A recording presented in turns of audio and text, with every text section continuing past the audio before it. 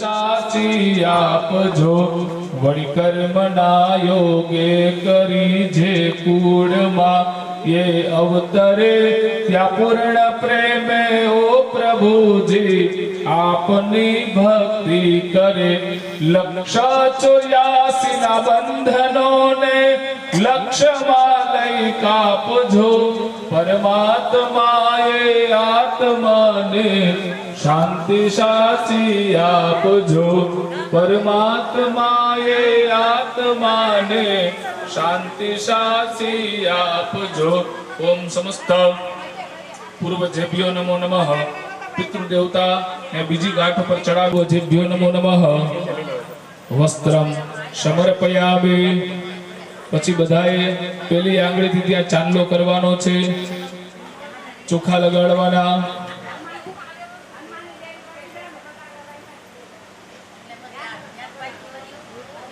વ્યમ सर्वसिद्धि प्रदायकं तव पूजा प्रकारेण पितृदेव नमोस्तुते अनादि निधनो देव शंखचक्र गदाधर अक्षह्य पुंडरीकाक्ष पितृमोक्ष प्रदो भवः। एक भाई आ બધું ગમે થાળી આપી દો એટલે ખેકાઈ બધા પિતૃઓને ચંદન ચોખાથી પૂજા કરી દઈએ। યશિયા સમસ્ત સુરતા સમુદીરણેન તૃપ્તિમ પ્રયાતિ શકલે સુમખે સુદેવી સ્વાહા શિવે પિતૃગણ સ્યચત્રોક્તિ हेतु रुच्चार्यसे वजने स्वधाच जीवनं कविभिरीडित कल्मषापः श्रवणमङ्गलं श्रीमदान्तता गृह्णन्ति ते भूरिदा जना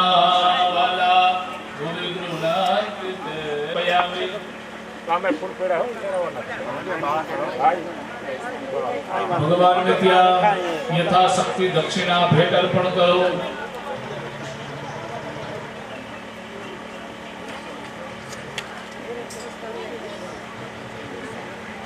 फूल चढ़ाइए। श्री गिरिधर कृष्ण मुरारी की आरती कुंज बिहारी की श्री गिरिधर कृष्ण मुरारी की गले में व्रजंती माला बजाए मुरली मधुर बाला श्रवण में कुंडन झलकाला नंद के नंद श्री आनंद क्रंद मोहन वृज चंद्र राधिका रमण बिहारी की श्री गिरिधर कृष्ण मुरारी की आरती कुंज बिहारी की श्री गिरिधर कृष्ण मुरारी की गगन शम अंग कांति काली राधिका चमक रही बाली लतन में ठाठे वन माली ब्रह्मर्षि अलक कस्तूरी तिलक चंद्रश्री झलक ललित छवि श्यामा प्यारे की श्री गिरिधर कृष्ण मुरारी की आरती कुंज बिहारी की श्री गिरिधर कृष्ण मुरारी की जहाँ से प्रगट भई गंगा कुल हसी काल रिहा गंगा स्मरण से मोह होत भंगा बसे शिव सिसा जटा के बिचा हरे अध किचा रमण छवि श्री बनवारी की श्री गिरिधर कृष्ण मुरारी की आरती कुंज बिहारी की श्री गिरिधर कृष्ण मुरारी की। भगवान श्रीमन्नारायणाय नमो नमः।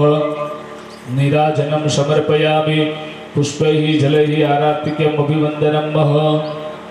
जमणा हाथे भगवान ने आरती आपी लईए। सभी हस्तेन देवता अभिवंदनं मह। आरती आपी आरती लई जाओ। ओम नमो भगवते वासुदेवाय। ओम नमो भगवते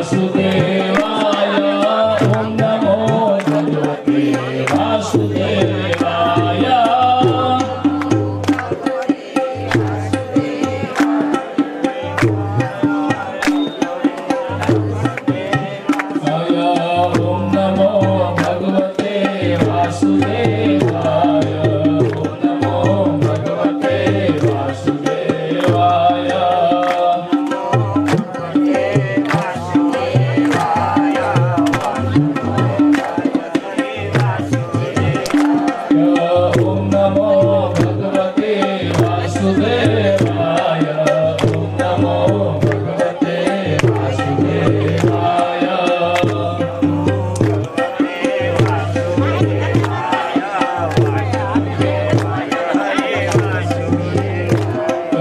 वासुदेवाय हरि वासुदेवाय वासुदेवाय हरि वासुदेवाय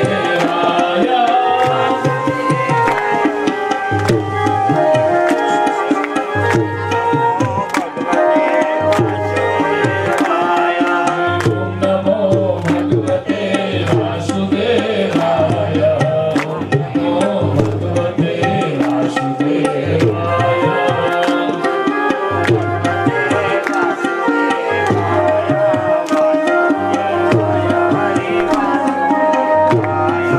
ओम नमो भगवते वासुदेवाय ओम नमो भगवते वासुदेवाय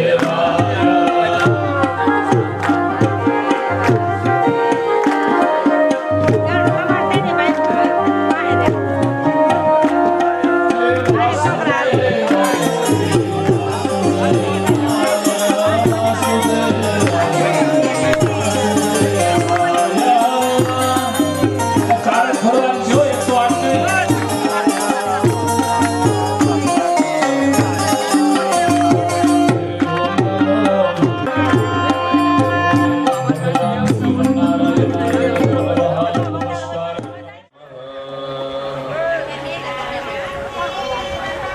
श्री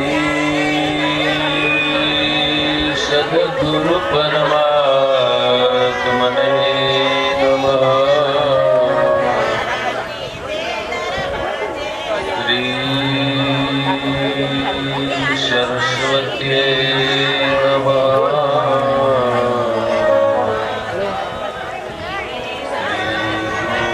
श्री जन्मवल्लभाय नमः।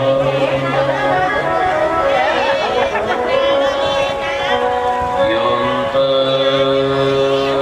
प्रविश्य मम वाचमिमां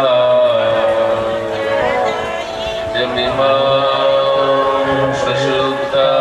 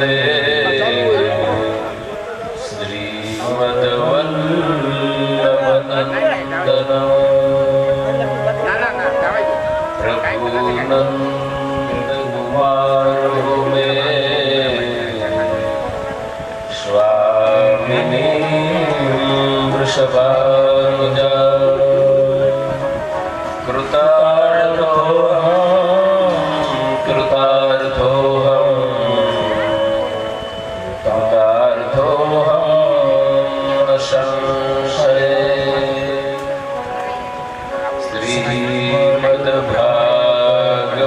पुराण तिलकम् यद वैष्णवानां धनम् यशमेन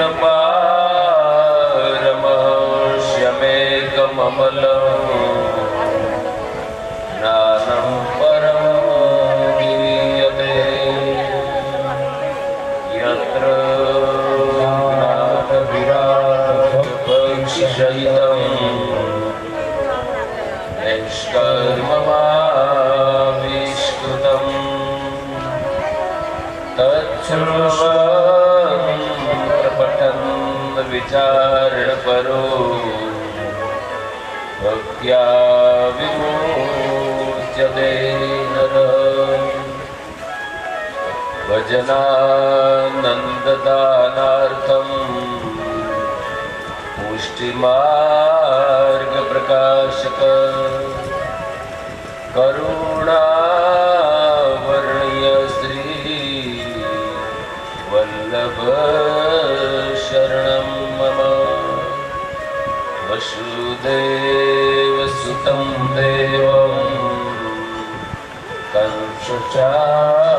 कंसचाणूरमर्दनं देवकी परमानन्दं कृष्णं वन्दे जगद्गुरु कृष्णं वन्दे जगद्गुरु बोलो श्री गोवर्धननाथ की सद्गुरुदेव की श्री बालकृष्ण लाल की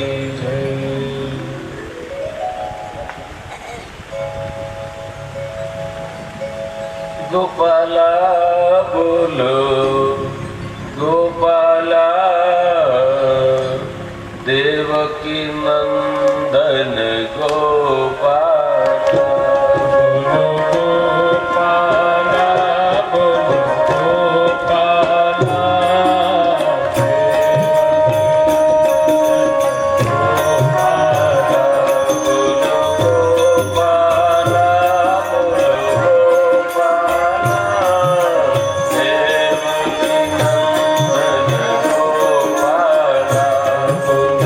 गोपाला गोपाला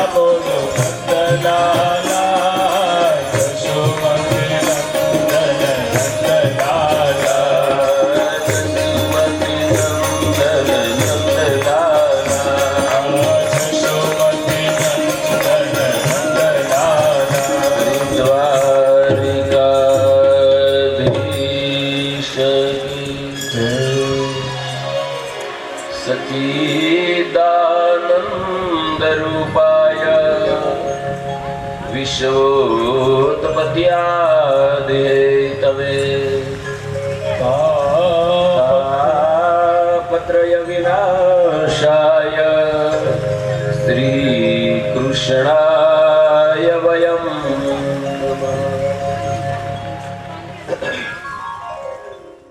એક જ ક્ષણમાં ઉદરસ્થ શિશુનું પરમાત્માએ સંરક્ષણ કર્યું છે.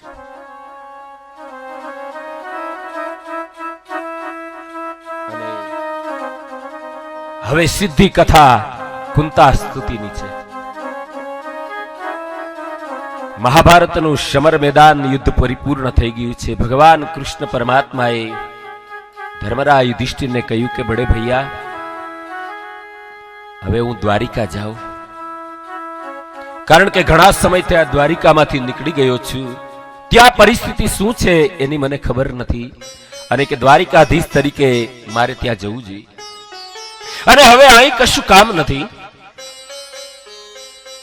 ધર્મરાજ યુધિષ્ઠિરની રજા લઈ અને શેબ, સુગ્રીવ, મેઘપુષ્પ અને બલાહક નામના 4 અશ્વ જોડેલો રથમાં પેગડામાં પગ મૂકી અને દ્વારિકાધીશ ભગવાન જ્યાં રથમાં બેઠા છે, અને થોડોક જ્યાં રથ ચાલ્યો તો શેરીમાં કુંતા ફૈબા સામા મળ્યા છે. અને કુંતાજી સામા મળ્યા તો ભગવાન કૃષ્ણ પરમાત્મા રથમાં પેગડામાં પગ મૂકીને રથમાંથી ઉતરી ગયા છે, અને કુંતા ફૈબાની સામે 2 હાથ જોડ્યા છે. પણ કુંતાજીએ ના પાડી. દ્વારિકાધીશને કહ્યું કે પ્રભુ, અત્યારે હું ફૈબા તરીકે તમને સામી નથી આવી, પણ અત્યારે એક ભગવદ ભક્ત તરીકે હું તમારી સામે આવી છું. આજ મારે તમારી સ્તુતિ કરવી છે. ઓહો, ભગવાન કે આજ તો નેવાના પાણી મોભારે ગયા કે શું? તમે મારા ફૈબા, હું તમારો ભત્રીજો, મારે તમારી સ્તુતિ કરવી જોઈએ? એને બદલે આપ મારી સ્તુતિ કરો.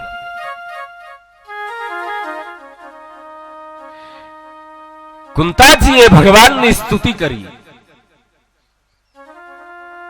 અને ભગવાન દ્વારિકાધીશ ઉભા રહ્યા. પણ તમે દ્રશ્ય જુઓ, પ્રભુ કેવી રીતે ઉભા છે.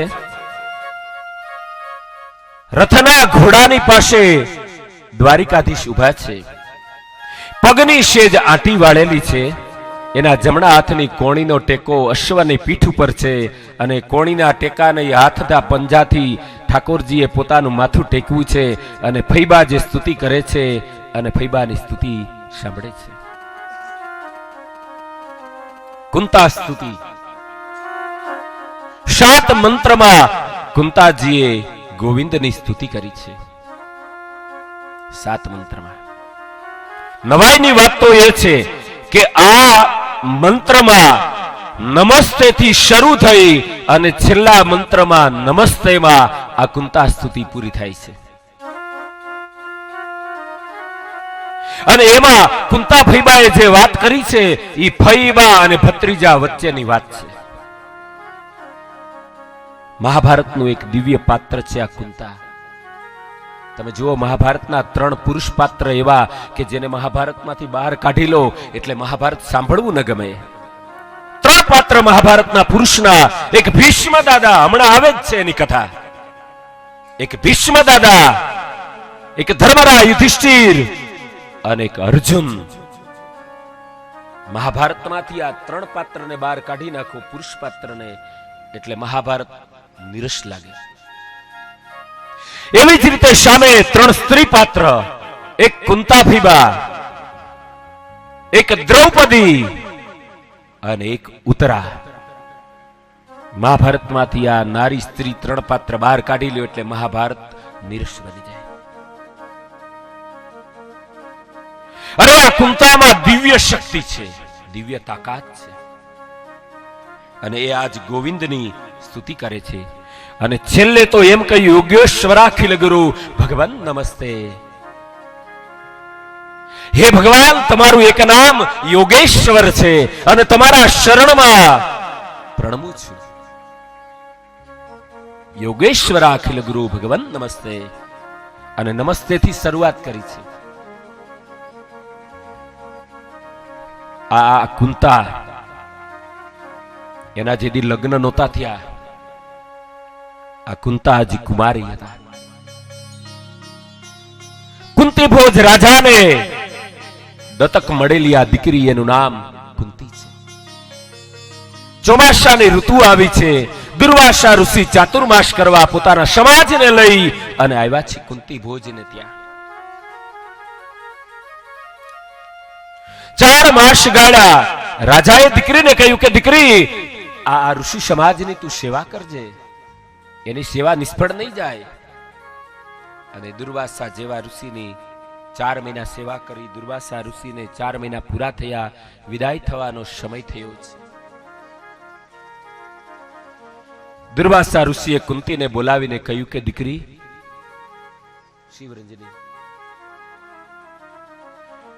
દીકરી તે સેવા બહુ કરી છે અને તારી સેવાથી હું પ્રસન્ન થયો છું. જા, તને એક વરદાન આપું છું. આ મંત્ર બોલી અને જે દેવનું નામ બોલીશ એ દેવ તારી સામે હાજર થશે અને એ દેવ દ્વારા તને દીકરો પ્રાપ્ત થશે.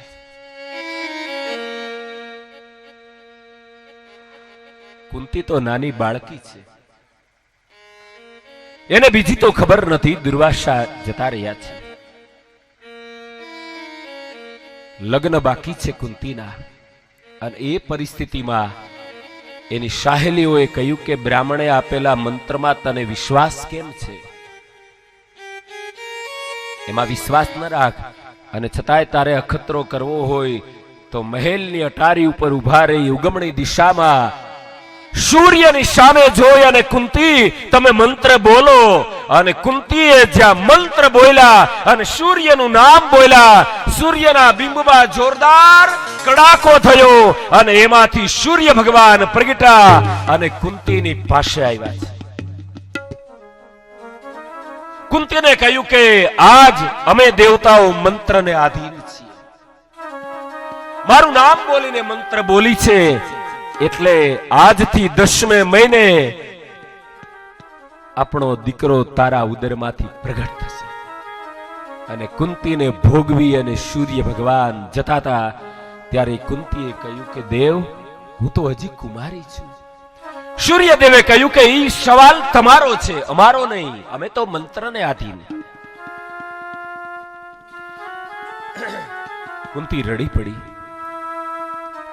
શ્રી ભગવાને કહ્યું કે તો એક કામ કર, એકાંતમાં દીકરાને જન્મ આપજે અને હું તને આશીર્વાદ આપું છું કે તારા ઉદરમાં જે દીકરો પ્રગટ થશે કવચ અને કુંડલ વાળો, કવચ અને કુંડલ વાળો, અને દુનિયામાં દાનેશ્વરી તરીકે ઓળખાશે. દાનેશ્વરી તરીકે. આટલું બોલી અને સૂર્યદેવ પોતાના બિંબમાં જતા રહ્યા છે. એકાંતનું સેવન કરીને યોગ્ય સમયે કુંતીએ દીકરાને જન્મ આપ્યો. એક દાસીને લઈ અને ટોપલામાં, વાંસના ટોપલામાં મૂકી અને ગંગાના વહેણમાં રવાના કરી દીધો છે. આ જે પગલું કુંતાએ ભર્યું દુનિયાની કોઈ માં ન કરી શકે. કારણ કે માઈ માં બીજા વગડાના વા કોઈ માં ન કરી શકે. પોતાના સંતાનને વાંસના ટોપલામાં મૂકીને ગંગાના વહેણમાં રવાના કરવો. પણ કુંતીનું હૃદય ધ્રુજી ગયું અને પછી તો એના લગ્ન થયા. પણ કુંતીએ આ વાત ગુપ્ત રાખી છે. આ વાતની કોઈને ખબર ન પડવા દીધી. અને મહાભારતના યુદ્ધ મેદાનનો 6થો દિવસ હતો. તેથી કુંતીએ આ વાત જાહેર કરી છે. તમે જુઓ, કુંતીએ વાત જાહેર કરી શા માટે? એમાં એની મજબૂરી છે. મજબૂરી છે. આવતીકાલે સવારમાં કર્ણ અને અર્જુન શામશામા સમર મેદાનમાં લડવાના છે. આખી રાત કુંતીને ઊંઘ ના આવી. કુંતીએ વિચાર કર્યો, કર્ણ પણ મારો દીકરો, અર્જુન પણ મારો દીકરો છે, અને આ બે દીકરા શામશામા યુદ્ધ કરે તો કુંતાએ વિચાર કર્યો કે આમાં હું કંઈક કરી શકું. આ બે મારા દીકરા છે.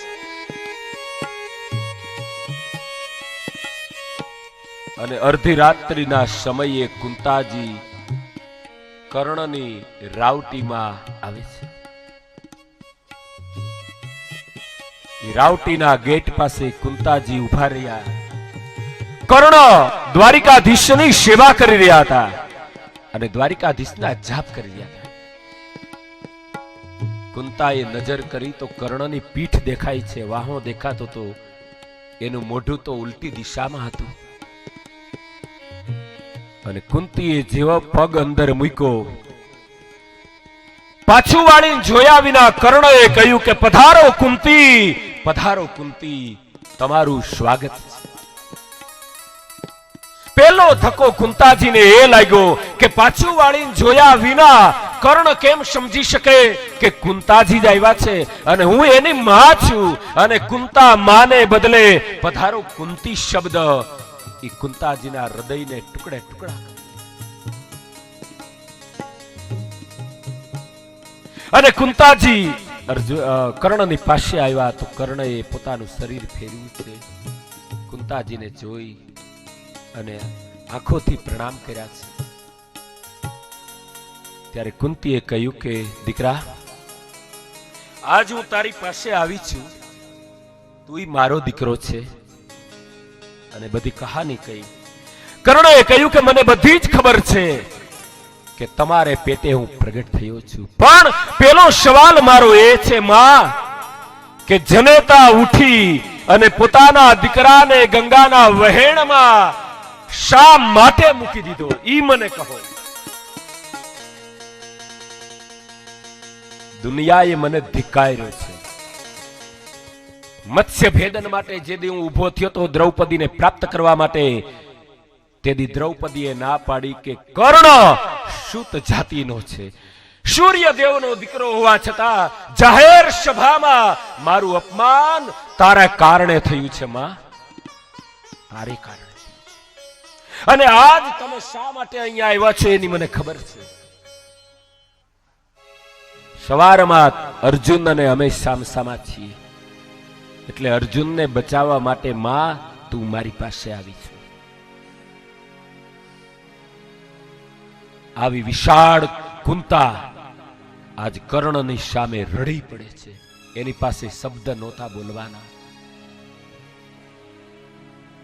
જે દીકરાનો ગંગાના વહેણમાં ત્યજો એ જ દીકરો આટલા વર્ષે માને સવાલ પૂછે કે જન્મ થતાની સાથે જ મને કેમ તજી દીધો, અને કુમારી અવસ્થામાં જન્મેલ દીકરાને માં શું જવાબ આપી શકે? આનું નામ મોટામાં મોટો પ્રશ્ન કહેવાય. અને કુંતાજીને કહ્યું કર્ણએ કે માં જાઓ, તમે આવ્યા છો એટલે એટલું જરૂર હું કહીશ કે તમારે બે માંથી એક દીકરો જરૂર કાલે સાંજે જીવતો રહેશે, કાં તો અર્જુન રહેશે કાં તો હું રહીશ. તમે જુઓ, મહાભારતની કુંતા, રામાયણની અહલ્યા. અંજાન અવસ્થામાં જેનાથી પાપ થયું અહલ્યા, પરશ તપદ પાવન શોકન શાવન પ્રગટ ભઈ તપ પુંજ સહી. અહલ્યા પતિનું સ્વરૂપ ધારણ કરીને આવેલ ઇન્દ્ર, અને પછી તો ઇન્દ્રને શ્રાપ મળ્યો, પણ અહલ્યાને પથ્થર થવું પડ્યું, પથ્થર. અને એ અહલ્યા પથ્થર બની. એ તો રામ પધાર્યા અને ચરણ સ્પર્શ થયો એટલે અહલ્યાનો ઉદ્ધાર થયો છે. પણ યાદ રાખો કે દરેક અહલ્યાને રામ મળતા નથી. મહાભારતની જે કુંતા, રામચરિતમાનસની અહલ્યા, છતાંય મહાન પાત્રો. અદ્ભુત પાત્રો. એની એની એની એક અજ્ઞાત અવસ્થા છે, એની એક ભૂમિકા જુદી છે. અને એ કુંતાજી આજે ભગવાન ગોવિંદની સ્તુતિ કરે છે, ભગવાનની સ્તુતિ કરે. નમસ્તે પુરુષમ ત્વાદ્યમ ઈશ્વર પ્રકૃતે પરમ અલક્ષ્યમ સર્વભૂતાનાં અંતર્બહિરવસ્થિતા માયા જવનિકાચ્છન્નમ અજ્ઞાધો દ્યક્ષમવ્યયમ ન લક્ષ્યસે મૂઢદશા નટો નાટ્યધરો યથા કૃષ્ણાય વાસુદેવાય દેવકી નંદનાય ચ નંદગોપકુમારાય ગોવિંદાય નમો નમઃ. નમઃ પંકજનાભાય નમઃ પંકજમાલિને નમઃ પંકજનેત્રાય નમસ્તે પંકજાગ્રએ. ભગવાનની પાસે કુંતાજીએ માગણી કરી છે. કૃષ્ણ ભગવાને કહ્યું કે આજ નેવાના પાણી મોભારે ચડ્યા કે શું? કુંતા ફૈબાએ કૃષ્ણ ભગવાનનો કાન પકડ્યો. ગોવિંદ, હું ફૈબા કોની છું? બોલે મારા ફૈબા છે. હું કોઈ દિવસ ભૂલ કરું? બોલે નહીં નહીં ફૈબા. અરે ગોવિંદ, જાણી જોઈને આજ હું તારી સ્તુતિ કરું છું. નમસ્તે પુરુષમ ત્વાદ્યમ પ્રકૃતિમ ઈશ્વરઃ પર. હે ગોવિંદ, આજ મારે તમારી સ્તુતિ કરવી છે, પણ તમને એક આ સૃષ્ટિના મહાન પરમાત્મા તરીકે તમારી સ્તુતિ કરું છું. ભગવાનની પાસે કુંતા ફૈબાએ એક મંત્રમાં માગણી કરી છે. ફૈબા છે ભાઈ ભત્રીજા પાસે માગી શકે. કુંતાજીએ કહ્યું કે ગોવિંદ, એક વસ્તુ તમારી પાસે માંગવી છે. હવે કુંતા ફૈબાએ જે માગણી કરી છે એ માગણી આપણે ન કરી શકીએ.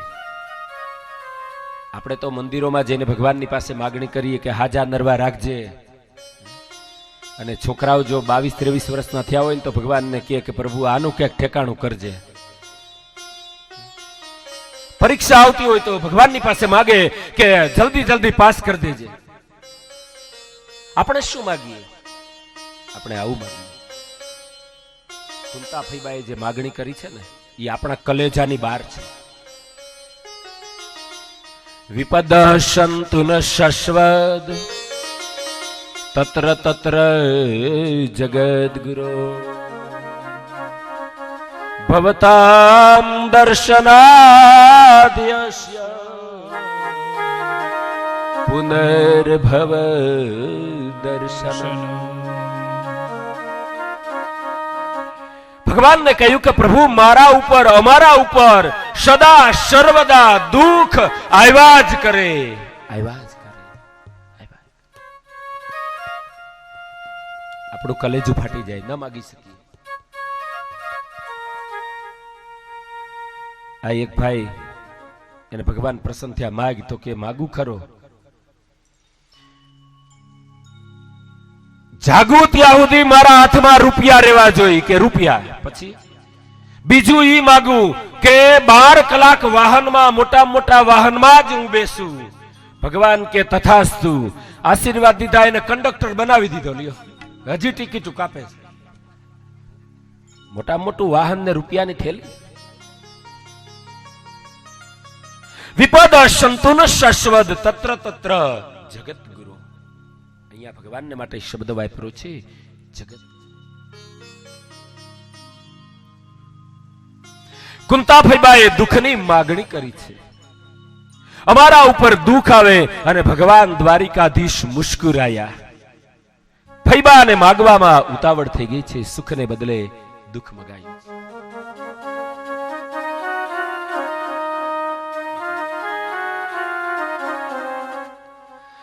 મુશ્કેલી જ્યારે પડે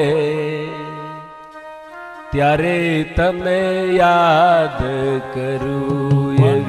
મુશ્કેલી જ્યારે પડે ત્યારે તને યાદ કરું. હે ગોવિંદ, અમારા ઉપર દુઃખ આવે એટલે અમે તને યાદ કરીએ. અને એટલા માટે કુંતાજીએ દુઃખની માગણી કરી છે કે સદૈવ અમારા ઉપર. તમે જુઓ, કઈક સુખિયા એવા હશે જન્મીને કદી રોયા નથી, કઈક દુખિયા એવા હશે. આ જગતમાં સુખ અને દુઃખનું સંમિશ્રણ. અને મંત્રોમાં કુંતાફીબાઈ જ્યાં સ્તુતિ કરી અને હવે ભગવાન દ્વારિકા જવા માટે તૈયાર થયા છે. રથમાં બેસવાની તૈયારી કરી.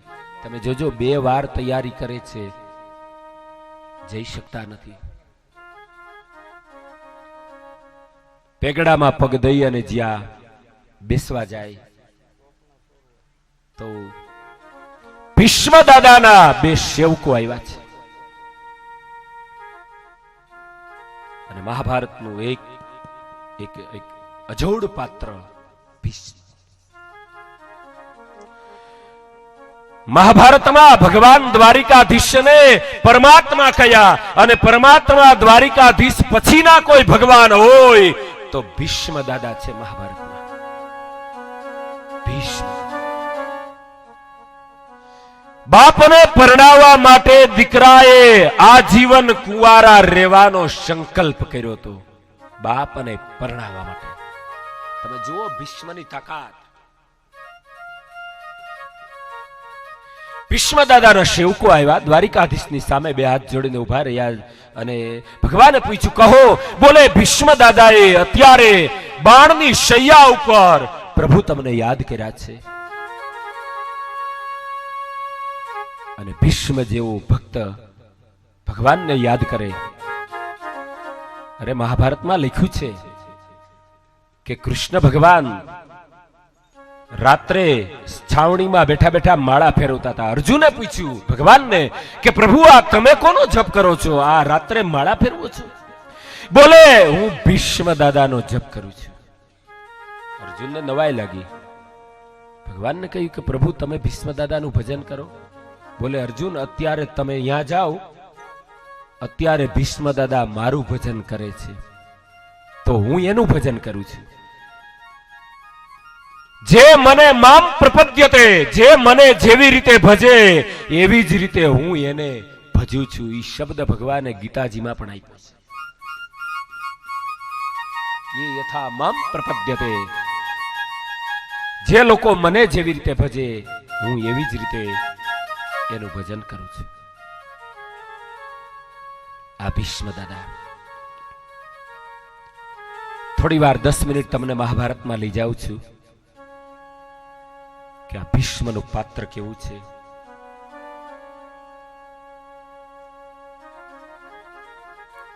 શંતનુના બાપ પ્રતિપ હસ્તિનાપુરનો સમ્રાટ છે અને એ પ્રતિપ રાજવી બીમાર પડ્યા છે પણ એનું મૃત્યુ થતું નથી, એનું મરણ થતું નથી. એના દીકરા શંતનુએ આવી અને પૂછ્યું છે બાપને પ્રણામ કરીને કે પિતાજી, આટલા બધા તમે પીડાવ છો તોય તમારો પ્રાણ કેમ જતો નથી? ત્યારે રાજવીએ કહ્યું, પ્રતિપે દીકરા, એક વચન તું મને આપ એટલે હમણાં મારા પ્રાણ જતા રહે. અરે પિતાજી કહો, એમાં એમાં એમાં તમારે એટલી ભલામણ ન કરવાની હોય, તમારે આજ્ઞા કરી દો. એ 17-18 વર્ષના દીકરાનો હાથ પોતાના હાથમાં ઝાલી અને બાપે કહ્યું કે દીકરા, મને એક વચન આપ કે તારી જિંદગીમાં એક પ્રસંગ બનવાનો છે અને એ પ્રસંગમાં તારી સાવધાન રહેવાનું છે. કહો પિતાજી. સંતનુને કહ્યું કે દીકરા, તારી જિંદગીમાં એક વખત તું મૃગિયા રમવા માટે જઈશ અને જંગલમાં જતો હોઈશ એટલે એક ઘેઘૂર વડલાના ઝાડની નીચે એક 17-18 વર્ષની એક યુવતી ઊભી હશે અને એ યુવતીએ સફેદ કપડા પહેર્યા હશે અને યુવતી એમ કહે કે મારે તમારી સાથે લગ્ન કરવા છે. તો તું યુવતીને લગ્ન કરવાની ના ન પાડતો, પણ મને વચન આપ કે યુવતીને તું પૂછીશ નહીં કે તું કોણ છે. આ વચન આપ એટલે મારા પ્રાણ. અરે સંતનું એ કહ્યું, પિતાજી એમાં શું, હું યુવતીને પૂછીશ નહીં કે એ કોણ છે. અને એ જ ક્ષણે રાજવીના પ્રાણ જતા રહ્યા છે. અને સંતનું દીકરાએ બાપની બધી ઉત્તર ક્રિયા કરાવડાવી. ઈ વાતને 2 વર્ષ વયા ગયા અને એક દિવસ સંતનું અશ્વના ઉપર આરૂઢ થઈ અને ઉત્તર દિશામાં મૃગયા કરવા માટે જાય છે. અને મૃગયા કરવા માટે નીકળેલ સંતનું રાજા એક ઘેઘૂર વડલાની બાજુમાંથી અશ્વ દોડાવતા નીકળ્યા. એ વડલાની છાયામાં એક 17-18 વર્ષની યુવતી સફેદ વસ્ત્રો પહેરી અને ઊભી છે અને અશ્વના દોરી ઝાલી લીધી છે યુવતીએ. સંતનું રાજાએ જોયું યુવતીની સામે. યુવતીએ કહ્યું કે આપ હસ્તિનાપુરના સમ્રાટ સંતનું છો? બોલે હા. તો યુવતીએ કહ્યું કે મારે તમારી સાથે લગ્ન કરવા છે. અને બાપને આપેલું વચન દીકરાને યાદ આવી ગયું કે 2 વર્ષ પહેલા મારા બાપુએ આ વાત મને કરી છે. સંતનું રાજાએ કહ્યું કે તો હું તૈયાર છું. બાવડું ઝાલી અને યુવતીને અશ્વના ઉપર બેસાડી છે. પણ એટલી બધી સુંદર યુવતી, એ વખતના સમાજમાં એમ કહેવાતું કે સ્ત્રીઓમાં સુંદરતા ઈ શું છે ઈ જો જોવું હોય તો સંતનુના પત્નીને જોવું. પૂછ્યું નથી કે તું કોણ છે, પૂછ્યું નથી કે તું કોણ છે. અને યુવતીને અશ્વના ઉપર બેસાડી અને રાજવી હસ્તિનાપુરમાં આવ્યા. અને હસ્તિનાપુરના નાગરિકોએ જોયું યુવતીને. અમારા, હવે તો રાણીબા જ કહો ને, અમારા રાણીબા છે, અમારા રાણીબા દેવલોકના છે, અમારા રાણીબા આ લોકના નથી. સારા હસ્તિનાપુરમાં રાણીબાના રૂપની ચર્ચા ચાલે છે. સારા હસ્તિનાપુર. અને એ સમયે એ વાતને 1 વર્ષ જ્યાં પૂરું થયું,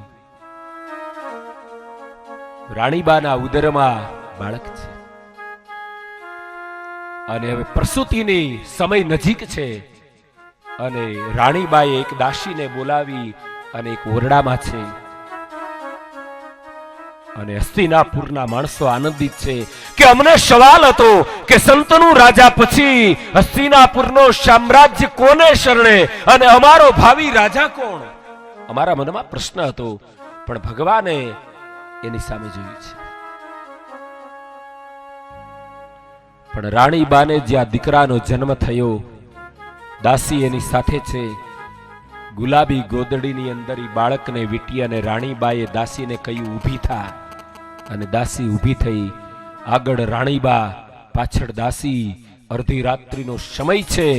કોઈના ડર વિના, જાણે કોઈ અગોચર ખેંચાણ છે, રાણીબા એ બાળકને તાજા જન્મેલા બાળકને હાથમાં લઈ અને ચાલ્યા જાય છે અને ગંગા નદીને કિનારે આવ્યા અને ગંગા નદીના વહેણમાં નજર કરી, એક નજર વહેણના ઉપર ભાગમાં અને ગંગાના વહેણ સાથે રાણીબાએ નજર. દાસી જોઈ રહી કે રાણીબા આ શું કરી રહ્યા છે અને ગંગાના વહેણની સામે જોતા જોતા રાણીબાએ ઈ ગોદડીમાં વીટેલ બાળકનો ઘા કરી દીધો ગંગાના વહેણમાં. ત્યાં તો દાસીના શ્વાસ રોકાઈ ગયા અને જાણે કઈ બન્યું નથી. દાસીને કહ્યું કે ચાલ. પાછી પોતાના ઓરડામાં આવી અને રાણીબા તો સૂઈ ગયા. ઘસઘસાટ ઊંઘ આવી ગઈ છે, પણ દાસીને ઊંઘ ના આવી. રાજાને ખબર પડી કે મારા સંતાનને મારી પત્નીએ ગંગાના વહેણમાં ફેંકી દીધું છે. પણ શંતનુ રાજા એટલા બધા મોહિત બની ગયેલા કે રાણીના એકેય કાર્યની અંદર એને રોકી નહોતા શકતા. બીજે વર્ષે બીજી વાર ઉદરમાં બાળક રહ્યા છે અને એ વખતે બાળકનો જન્મ થયો એટલે અડધી રાત્રિએ રાણીબાએ ગંગાના વહેણમાં બાળકને, તાજા જન્મેલા દીકરાને ફેંકી દીધો છે. ચોથી વાર, પાંચમી વાર, છઠ્ઠી વાર.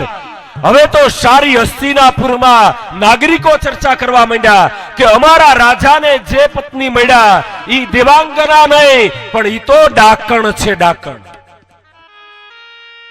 અને રાજવી કેમ એને પૂછતા નથી કે અમારા બાળકને શા માટે ગંગાના વહેણમાં ફેંકી દે? અને સાતમા બાળકને ફેંકી દીધું છે. હવે તો પ્રજા અનફેવર બની છે. ગામના બે પાંચ આગેવાનો રાજવીની પાસે આવ્યા છે. રાજવીને કહ્યું કે મહારાજ, સારી હસ્તિનાપુરના લોકો ચર્ચા કરે છે કે રાણીબા તમારા બાળકોને મારી નાખે છે ગંગાના વહેણમાં, તો તમે કેમ એને રોકતા નથી, એને પૂછતા નથી? અમારો બધાનો સવાલ એ છે કે આવતીકાલ તમારું શરીર થાકી જાય તો હસ્તિનાપુરનો સમ્રાટ કોણ બને? અમને જવાબ આપો. આજે પ્રજા તમને પૂછી રહી છે અને પ્રજા વતી અમે આપને જાણ કરીએ છીએ કે આજ પ્રજા એના સવાલ પૂછી રહી છે તમને. સંતનું રાજાને લાગ્યું કે વાત બરાબર છે, પ્રજાની વાત યોગ્ય છે. એક રાજા તરીકે મારે ન્યાય કરવો જોઈએ, ન્યાય કરવો જોઈએ. દાસીને બોલાવીને કહ્યું કે આ વખતે રાણીને પ્રસૂતિની વેદના ઉપડે અને પ્રસૂતિનો સમય થાય એ વખતે તારે મને બોલાવી જજે. મારે જોવું છે કે શું કરે છે. અને રાણીને પ્રસૂતિની વેદના ઉપડી છે. 8મી વખતની આ પ્રસૂતિ છે અને અડધી રાત્રિએ ગુલાબી બાળકને જન્મ આપ્યો અને ઈ બાળકને ગોદડીમાં વીટી અને દાસીને જ્યાં બોલાવા ગઈ, અવાજ કર્યો તો દાસી દોડીને રાજાને સમાચાર આપી આવી કે જન્મ થઈ ગયો છે બાળકનો અને હમણાં ગંગા નદી તરફ જાય છે. દોડતા રાજા તલવાર લઈને આવ્યા, દરવાજાના ખાનામાં ઉભા રહ્યા. અહીંયા દાસી આવી, રાણીબાએ ગોદડીમાં ઈ બાળકને ઉઠાવ્યું છે અને ઉઠાવીને રાણીબા નીકળ્યા. જોડે જોડે દાસી નીકળી છે. પણ દેલીના ખાનામાં જ્યાં નીકળ્યા અને રાજાએ જોયું,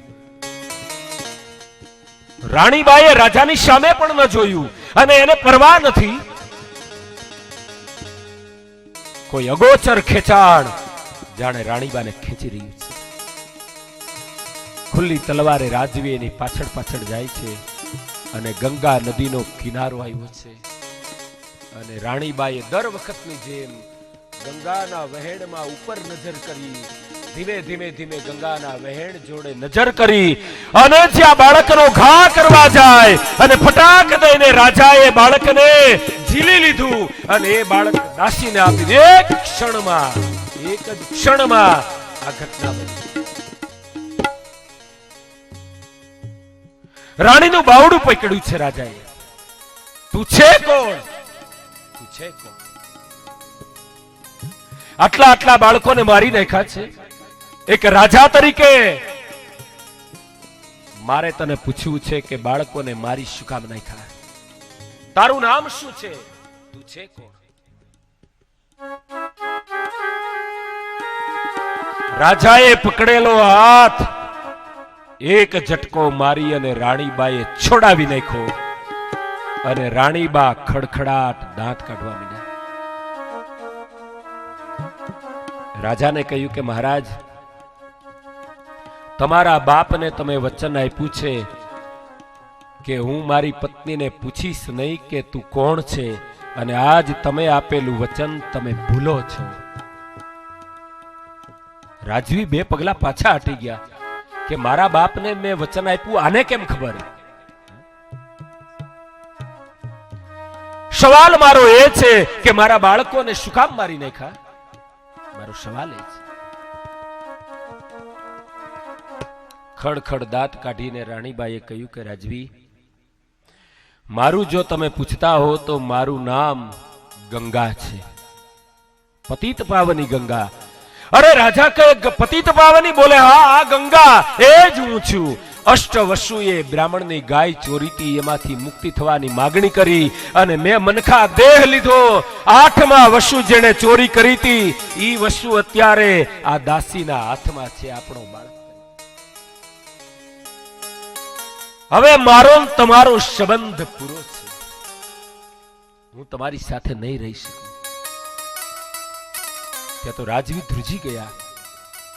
અરે ગંગા, ભગવત પતિ ગંગા, પતિતને પાવન કરનારી, લોકોના પાપને હરનારી ગંગા, અને હવે મારો ત્યાગ કરે છે? બોલે હા રાજવી, તમે તમારું યાદ કરો. તમે સમુદ્ર છુઓ, તમે સમુદ્રનો અવતાર છુઓ અને હું ગંગાનો અવતાર છું. ગંગા તો વર્ષોથી સમુદ્રમાં સમાતી જ આવે છે. વર્ષોથી સમુદ્રમાં.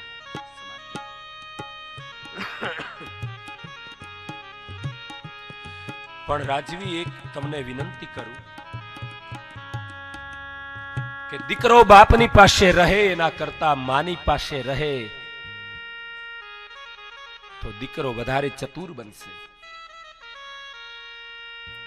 આપણો દીકરો તમે મને સોંપો, એ દીકરાને હું લઈ જાઉં.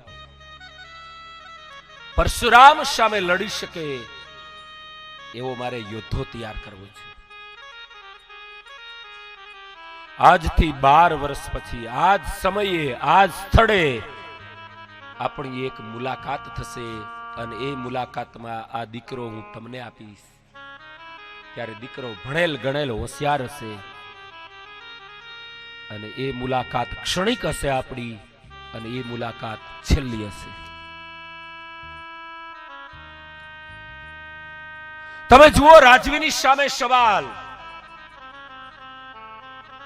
અને રાજવીએ દાસીને કહ્યું કે સોંપ દિયા જાય. બાળકને સોંપી દીધો અને એ બાળકને લઈ અને ગંગા વહેણમાં, જલમાં એ નારી સ્વરૂપે હતા એ અદ્રશ્ય થતા ગયા અને જલમાં સમાઈ ગયા છે.